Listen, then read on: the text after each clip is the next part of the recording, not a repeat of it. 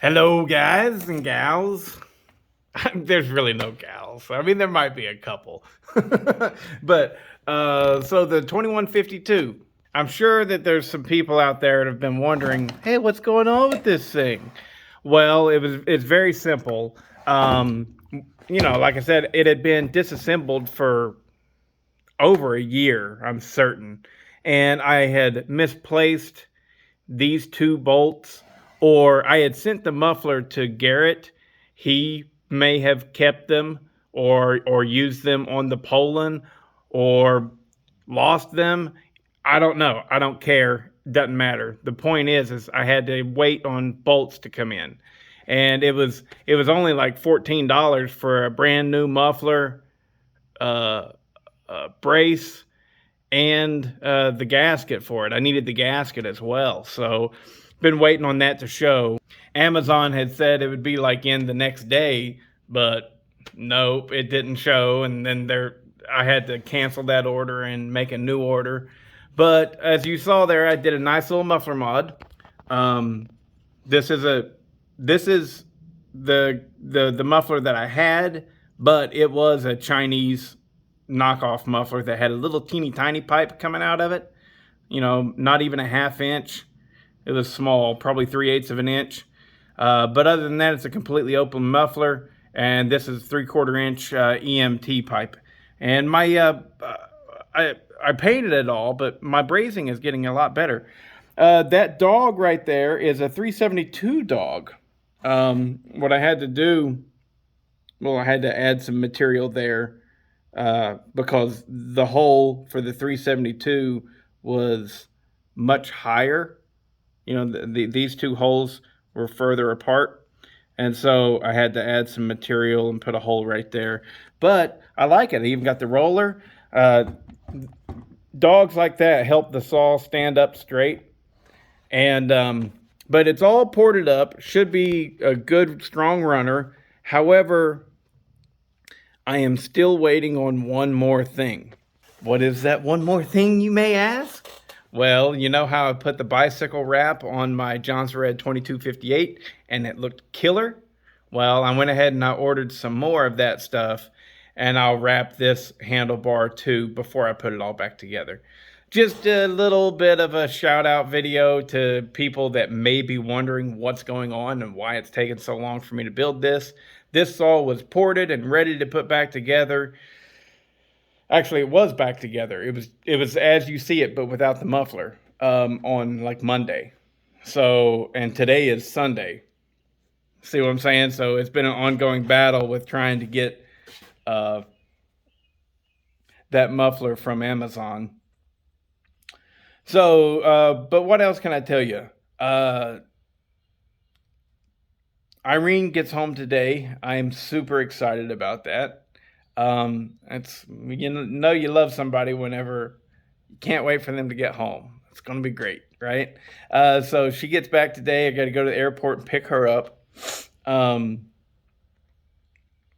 I don't know if I'll put out a video tomorrow or not. I probably will. I'll probably just put out one of the whack off videos because they're difficult to do, but the footage is already there. I don't have to get dirty and sweaty and get out and run a chainsaw or anything like that. So I might just edit one or two of those for tomorrow or Tuesday. Yeah. So I've just kind of not really been in a rut or anything, but kind of felt like I don't want to make a video. you know, uh, there you go. I was mowing pastures yesterday for like 4 hours, and I just didn't want to grab a chainsaw. I used the chainsaw yesterday. I ran the Craftsman S1600 for a whole tank, and just cutting down little saplings and stuff. I like that saw. It runs good and it's got a lot of power. Well, I mean, I did port it, but it's like shit. Yeah, man. If you're thinking about buying a little tiny saw for like a bucket saw, to have in the bucket with you or something to keep in the back of your truck, and you don't want to buy one of those blatantly obvious made in China saws like the Blue Max or the Weimars or the Salem Master, any of those, you're like, oh, those are just stolen, blah, blah, blah. Well, at least the Craftsman it probably has had the proper channels. I don't know at all. But, it does say Craftsman on there. And if you're wanting a simple little saw that's cheap and it's actually pretty darn good, get that Craftsman. It ain't great, don't mistake what I'm saying. But it's way much better than a Steel MS-170 or an MS-180. Oh my gosh. Okay, so put it that way. If you're the kind of person that's like, I really like my Steel MS-170, then get that Craftsman. Much better saw. All right. Enough for this video. Just a little touch base. Lot of comments on that Iron Horse video. Look, I'm smiling about it, but in truth, I hate that whole situation. I hate it. I hate it. I hate it. All you had to do was send me the damn saw, and that's it. See, okay, so John Bob Millwright, he's got a channel. A lot of you guys know who I'm talking about. Some of you don't. But he's just got a small channel, and he's he's an acquaintance. That's what I would say. We've met. We had a fun time together. Aaron Lynch, exactly the same. His channel's pretty big. He's a good job, Aaron. You're doing good, bud. But my point is both of those guys said that they would build me a saw. I sent them the saw, and then something happened in their life that made them say, I can't build this saw. And so they shipped it back to me. Did I do a video saying how much of assholes they are, or that they're thieves, or anything like that? No. Not at all. So the deal with Iron Horse is like, I tried to get my saw for 4 months from him. He had it for 6. I tried getting it back from him for 4 full months. Have you sent my saw yet? Can I send you money for shipping? He just didn't do it. He just didn't do it. And he may still not have, even though he sent me the tracking number and I can see it and everything. Who knows what's going to be in that box? I'm sure it ain't packed very well, but maybe it is. I don't want to jump to conclusions, but whenever I get that saw, I will be doing a thorough inspection of it, to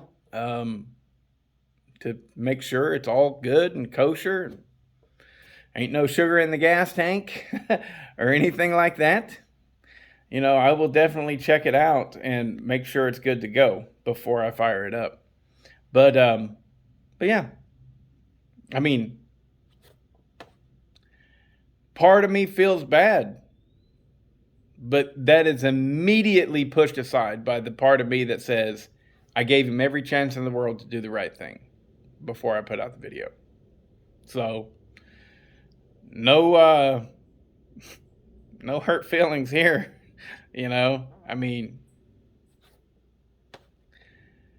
I've got Court's saw. You don't know Court. Court's a guy that sent me, I built a 7310 for him, which, Court, if you're watching this, your piston just came in the other day, buddy. I think it came in, today's Sunday. I think it came in on Friday, right? So I have your piston for your 7310 right here, okay? It's got it's scored up.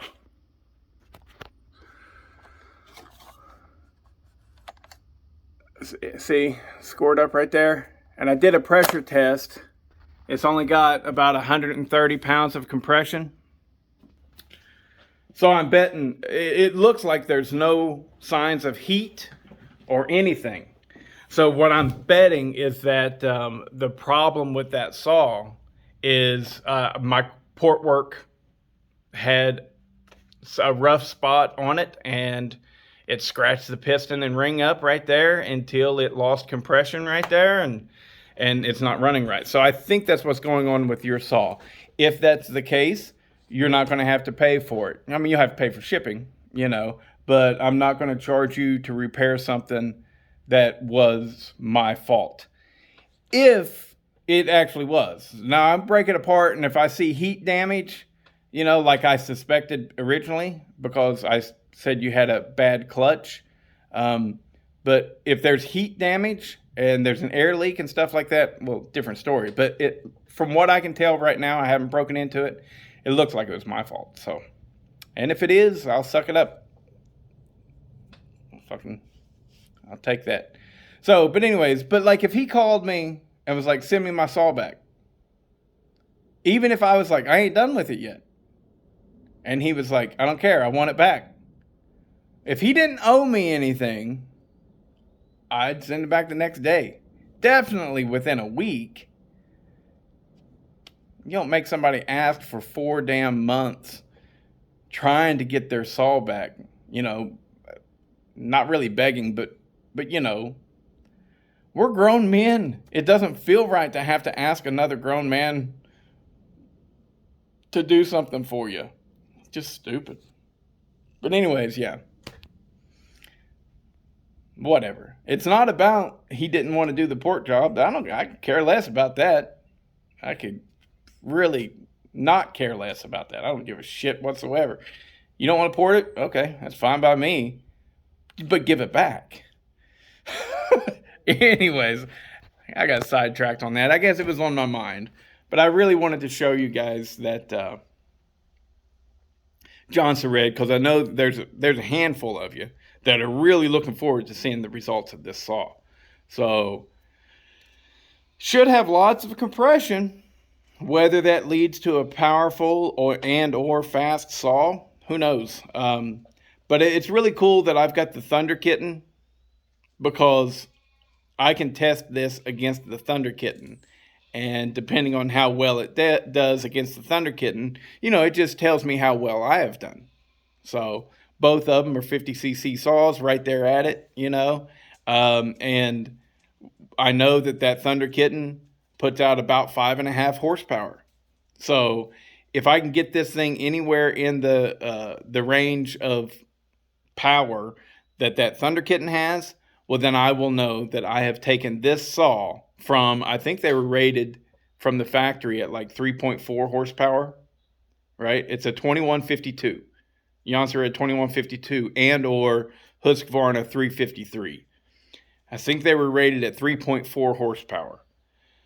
Well, if I can make it as strong as the Thunder Kitten, that means I've almost doubled the power, you know? So I'll go from 3.5 horsepower, 3.4, something like that, all the way up to